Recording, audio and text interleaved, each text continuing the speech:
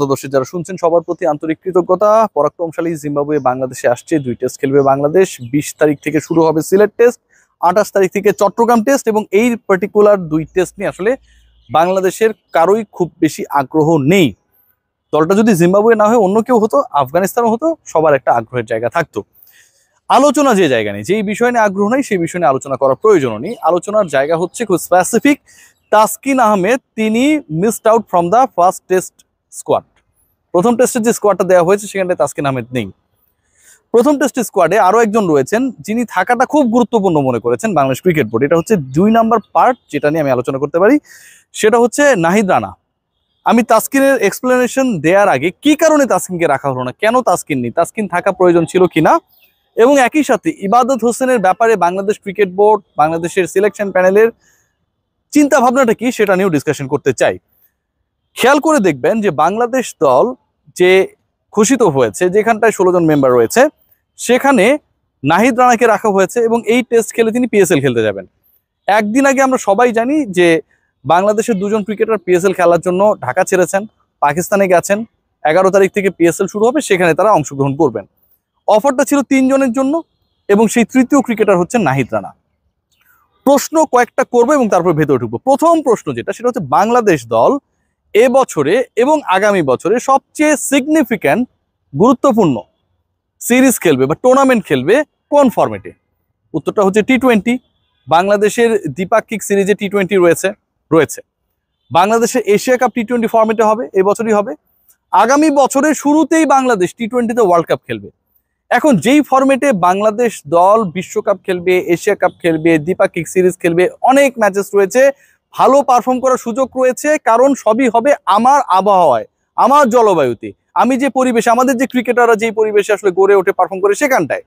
সেই জায়গায় টি-20 ফরম্যাটের যদি কোনো গুরুত্বপূর্ণ ফ্র্যাঞ্চাইজি টুর্নামেন্ট থাকে, সেই টুর্নামেন্টে ওই বিশ্বকাপে বা এশিয়া কাপে যেই ছেলেটা আমার অবভিয়াস চয়েস, ইনজুরিতে না পড়লে, তাকে আমি খেলতে দিব কি দিব না? নিঃসন্দেহে দিব। নাকি আমি তাকে জিম্বাবুয়ের বিপক্ষে খেলাবো? ট্যাগলাইন যেটা দেখছেন, যাহাই লিপু তাহাই নান্নু, যাহাই পাপন তাহাই ফারুক। কোনো পরিবর্তন নেই। নাহিদ রানাকে জিম্বাবুয়ের বিপক্ষে একটা টেস্টে খেলাতেই হবে। জিম্বাবুয়ের বিপক্ষে নাহিদ রানা না খেললে বাংলাদেশ পারবে না। যখন নাহিদ রানা নামের কোনো ক্রিকেটার বাংলাদেশে ক্রিকেট ইতিহাসে আসে নাই, তখন বাংলাদেশ প্রতিদিন জিম্বাবুয়ের সাথে হারতো। এই কি ঘটনা? যদি এই ঘটনা না হয়ে থাকে তাহলে আমার প্রায়োরিটির জায়গা, আমরা যে বলি যে আমরা গোল সেট করি, পরের বিশ্বকাপ আমাদের টার্গেট, সেই পরের বিশ্বকাপকে নিয়ে আমরা আসলে টার্গেট করি, লক্ষ্য আমরা কি নির্ধারণ করি? আমরা নাহিদ রানাকে এশিয়া কাপে খেলাবো, টি-20 বিশ্বকাপে খেলাবো, বাইলেটারাল টি-20 সিরিজগুলোতে খেলাবো, এবং সেই ক্রিকেটারকে আমি পিএসএল এ, পূর্ণ পিএসএল এ খেলার সুযোগ দিব না, তার মোটামুটি 10-15 দিন আমি খাইয়ে দিব। এটা হইতে পারে। প্রথম টেস্ট শেষ হবে 24 তারিখে, নাহিদ রানা এখনো যেতে পারেনি, 11 তারিখে টুর্নামেন্ট শুরু হবে। এরপর যখন প্রথম টেস্ট শেষ করে 25 তারিখে নাহিদ রানা উড়াল দিবে, মোটামুটি প্রথম ম্যাচ খেলতে খেলতে 3 সপ্তাহ নেই। এখন আপনারা বলতে পারেন যে নাহিদ রানার বিকল্পটা কি? এখন দেখুন, জিম্বাবুয়ের এগেনস্টে আমরা তো অন্তত সেই ধরনের বিলাসিতা দেখাতে পারি যে আমরা একজনকে বাজিয়ে দেখবো যেই ক্রিকেটার পারফর্মার কিন্তু অনেকদিন ধরে ক্রিকেটের মধ্যে নেই। এবাদত হোসেনকে আমরা খেলাতে পারি না? গাজী আশরাফ হোসেন লিপু বাংলাদেশের চিফ সিলেক্টর, বিসিবির চিফ সিলেক্টর, তিনি ব্যাখ্যা দিয়েছেন তার ব্যাপারে এখন পর্যন্ত, এবাদত হোসেনের ব্যাপারে এখন পর্যন্ত রিভিউ চলছে। যিনি বাংলাদেশ দলের হচ্ছে বায়েজিদ ভাই, এবং একই সাথে হচ্ছে ফিজিও হিসেবে যিনি এবং ট্রেনার হিসেবে যারা কাজ করে, তাদের সাথে মতামত নিয়ে ফাইনালি ইবাদত হোসেন কোন অবস্থায় আছে সেটা তারা জানবে। এটা কেন এখনো জানা হইল না? এটা তো খুবই আনপ্রফেশনাল সিচুয়েশন। আপনি একটা ব্যাপার নিয়ে এখন পর্যন্ত জানেন না বা আপনাকে জানানো হয় নাই, দল দেওয়ার আগ পর্যন্ত কোন একটা পার্টিকুলার ইস্যুতে লিপু ভাইরা এখন পর্যন্ত ক্লিয়ার না, তিনি বলেছেন সেটা। এটা কি কোনো প্রফেশনালিজমের মধ্যে পড়ে? আপনি স্পেসিফিক অ্যান্সার দিবেন যে এই কারণে এবাদতকে আমরা বিবেচনা করতে পারছি না, স্পেসিফিক। তিনি কি অবস্থায় রয়েছেন এরকম ভেগ কথাবার্তা তো ভাই আমিও বলতে পারবো, আমার সাথে যিনি এই মুহূর্তে ক্যামেরা রয়েছেন তিনিও বলতে পারবেন, চিফ সিলেক্টর একই কথা বলেন। বোঝেন ব্যাপারটা? এবাদত হোসেনকে আমরা এখানটায় খেলানোর চেষ্টা করতে পারতাম, এবং তিনি কি কারণে দলে নেই, তিনি কোন অবস্থায় রয়েছেন সেটা বাংলাদেশ সিলেকশন প্যানেল জানে না, জানাতে পারেন নাই। অফিসিয়ালি যে বিবৃতি আমরা বাংলাদেশ ক্রিকেট বোর্ডের পক্ষ থেকে গাজী আশরাফ হোসেন লিপুর যে বক্তব্যটা পেয়েছি, এবাদত হোসেন অনেকদিন ক্রিকেটের বাইরে, লঙ্গার ভার্সনে তিনি অনেক ভালো পারফর্মার।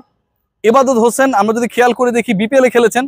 এবাদত হোসেনকে ফেরাতে হলে আমি কি নিশ্চয়ই তাকে অস্ট্রেলিয়ার সামনে, নিউজিল্যান্ডের সামনে, ওয়েস্ট ইন্ডিজের সামনে, শ্রীলঙ্কার সামনে নামিয়ে দেবো না? অন্তত তাকে ইন্টারন্যাশনালি সেই কনফিডেন্সটা দেওয়ার চেষ্টা করবো, এবং সেরকম একটা দল যদি আমার সামনে থাকে যেখানটায় একটা দুটা ইনিংসে তিনি 4-5 উইকেট পেলে তার জন্য ইন্টারন্যাশনাল ক্রিকেটে নতুন করে ধাতস্থ হওয়াটা ইজি হয়ে যাবে, সেই চেষ্টা আমি করবো কি করবো না। ইবাদতদেরকে আমরা কি অবস্থায় রয়েছে জানি না, আর নাহিদ রানাদেরকে আমরা আমরা টি-20 সেট আপের অবভিয়াস চয়েস আমরা হচ্ছে জিম্বাবুয়ের বিপক্ষে নামিয়ে দেবো, কারণ জিম্বাবুয়ের বিপক্ষে নাহিদ রানা এর আগে কখনো যখন খেলে নাই বাংলাদেশ জিততে পারেনি। What about Taskin Ahmed? একটু খেয়াল করে দেখবেন তাসকিন আহমেদ ইস্যুটা একটু ডিফারেন্ট। তাসকিন আহমেদ এই মুহূর্তে স্ট্রাগল করছে, যতটুকু আমরা বিভিন্ন মাধ্যমে জানতে পেরেছি যে তাসকিনের গোড়ালির হার বৃদ্ধিজনিত একটা প্রবলেমে তিনি ভুগছেন। এখন এটা যদি হয়ে থাকে নিশ্চয়ই কোনো একটা সমস্যায় তিনি রয়েছেন, এবং বাংলাদেশ ক্রিকেট বোর্ড যে দলটা মেইল করেছে সেখানটাও দেবাশিস চৌধুরী বাংলাদেশের চিফ ফিজিশিয়ান বিসিবির, তিনিও সেই ব্যাপারটা মোটামুটি মেনশন করার চেষ্টা করেছেন। সো তাসকিনের রেস্ট ইজ ভ্যালিড, সামনে অনেক খেলা রয়েছে, এটা ভ্যালিড, যে কারণে তাসকিন আহমেদ দলে নেই।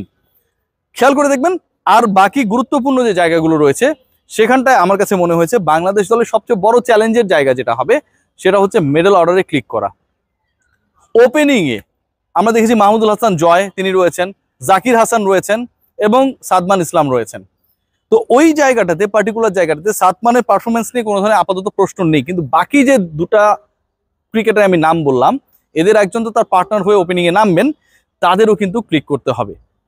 স্পিনিং ডিপার্টমেন্টের কথা যদি আমরা বলি সেখানটায় তাইজুল রয়েছেন, সেখানটায় মিরাজ রয়েছেন, এবং আমার কাছে যেটা মনে হয় সবচেয়ে ইন্টারেস্টিং পয়েন্ট যেটা আজকে যে পয়েন্টগুলো নিয়ে আমরা আসলে ডিসকাস করতে পারি, জিম্বাবুয়ের প্রতিপক্ষ এটা কোনো ইন্টারেস্টিং পার্ট না, সেটা হচ্ছে মেহেদী হাসান মিরাজকে অফিসিয়ালি ভাইস ক্যাপ্টেন করে দল ঘোষণা করা হয়েছে। নাজমুল হোসেন শান্ত ক্যাপ্টেন, মেহেদী হাসান মিরাজ দলের ভাইস ক্যাপ্টেন।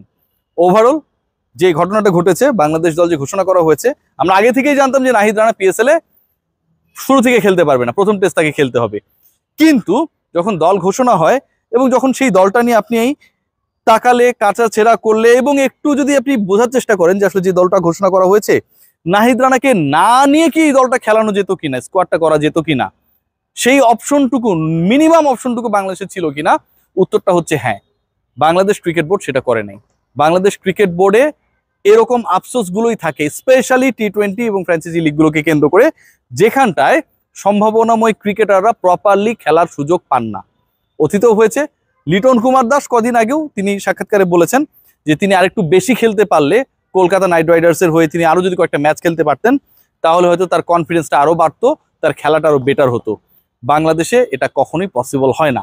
বোর্ডে যেই থাকুক, সেটা লিপু হতে পারে, সেটা হতে পারে ফারুক, সেটা হতে পারে পাপন, সেটা হতে পারে নান্নু, তাদের চরিত্র হয়তো বদলায়, বাট সবার রোলটা সেম। জিম্বাবুয়েও তাদের কাছে অনেক বড় প্রতিপক্ষ। সবাই ভালো থাকবেন।